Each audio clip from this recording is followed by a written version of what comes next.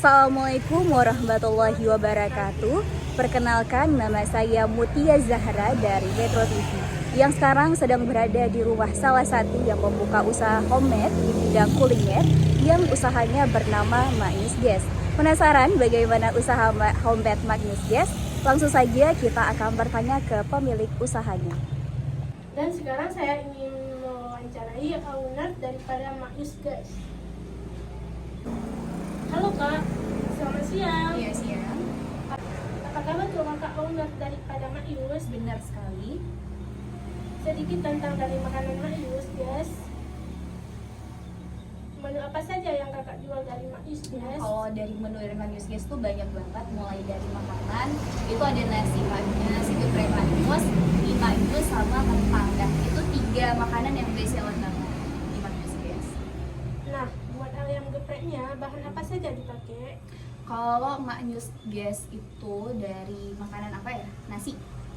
Nah, nasi itu kalau misal ayam gepreknya kita memakai bahan-bahan yang memang terjangkau dan memang bisa kita beli di pasar. Contohnya seperti cabai, itu cabainya kita pakai cabai yang memang khusus buat ayam atau sambal kayak gitu. Jadi sambalnya itu pedas.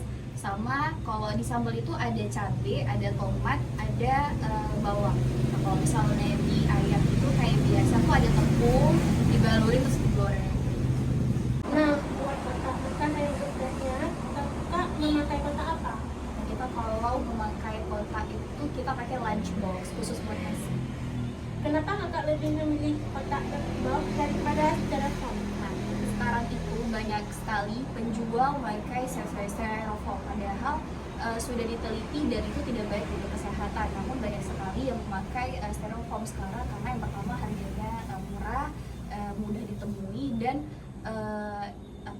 sangat terjangkau untuk si pembelinya. Jadi untuk mengirit-iritkan model usaha. Tapi kalau di sini tidak hanya sekedar menjual makanan, namun juga memberikan kesehatan para pelanggannya. Kita pakai lunchbox yang khusus buat makanan yang sehat dan juga walaupun harganya mahal, tapi kita tetap memikirkan kesehatan dari pelanggannya. Makanya kita memilih untuk memakai lunchbox daripada styrofoam. Oke Kak, terima kasih waktunya dan